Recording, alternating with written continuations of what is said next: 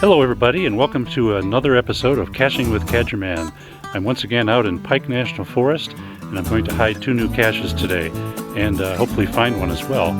We'll find a good place to hide these 2 caches. Come along for the fun.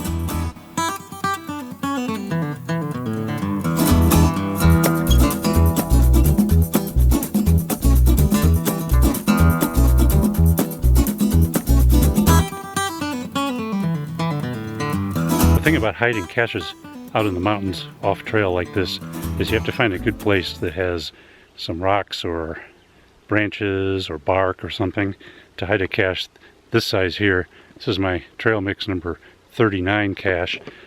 39th in the series of caches hidden down trails and out in the mountains and cool little places like this. I found one place that's a possibility. Some nice juniper here with plenty of stuff to hide this cache under. So that's one possibility. There's also some rocks off in the other direction here. Rock croppings that might be good. Just have to poke around a little bit to find a good spot where this will fit and be hidden from view. Although where I am, I doubt many people come to this spot. But who knows? You still want to have it hidden so it's not too easy to find by any muggles that might come by, or even geocachers. Don't want it to be too easy. So I settled on the juniper location.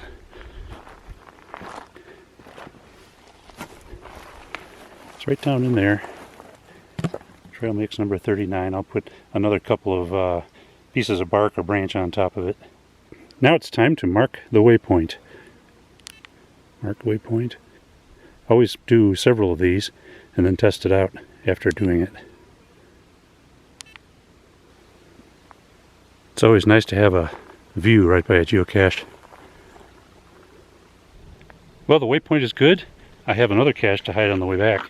If I'm going to get somebody to come way out here in the middle of nowhere to find one cache, I'm going to hide 2 so it makes it more worthwhile for the geocacher that likes to go on little hikes like this.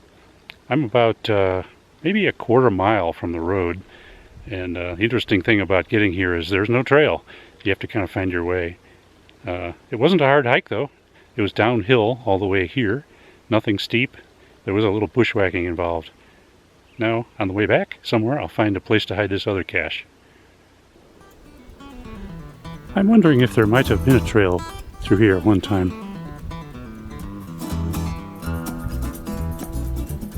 But that's the route back right there. Where I started this video was up on top of this nice rock formation, which looks a good 50 feet above where I am now. But the way back up there is pretty easy. Don't have to climb any rocks or anything.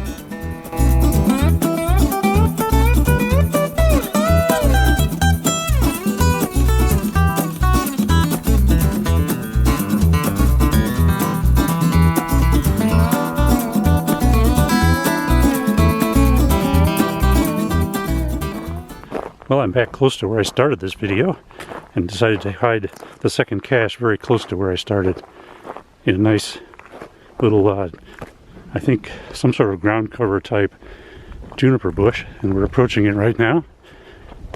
It's right there. There's a great view right by this cache.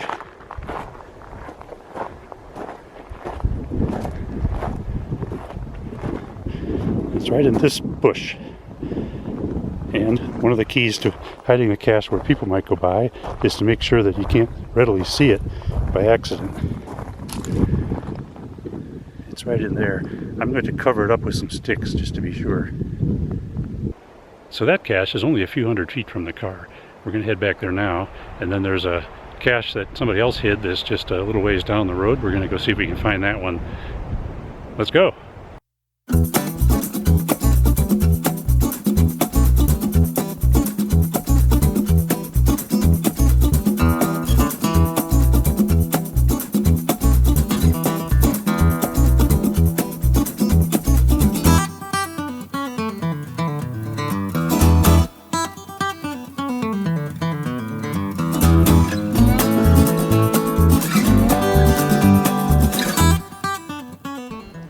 Well, this cache is just a little ways from this nice little camping area that is not occupied, fortunately for me, today.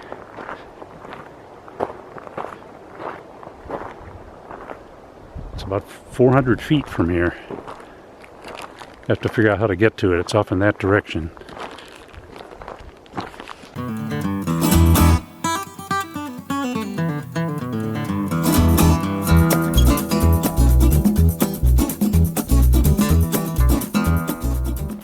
Well, this is a regular cache, and it's supposed to be right about here, and I'm not seeing it. So one of the previous people who found it said it was about 60 feet off, which would be in this direction here. Let's go see if it's over here.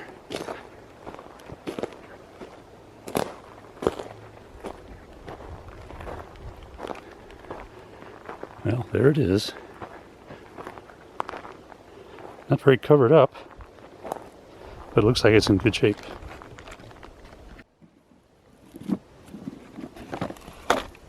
Oh yeah, it's in good shape. It's the Flash. Strange plastic puzzle. A little tiny whale. Hey, a cork.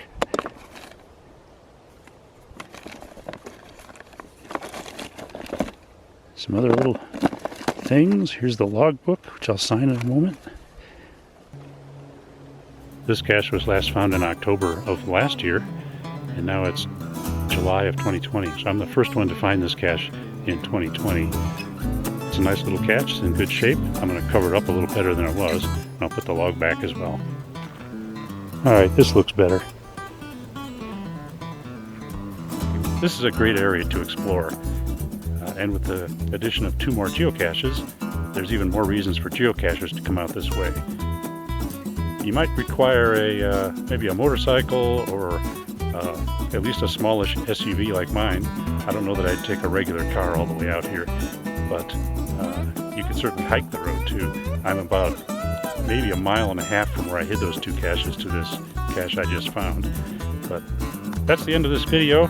Thanks for joining me on this episode of Caching with CAJrrman. I'll see you again somewhere down the trail next time. And until then, take care everybody. So long.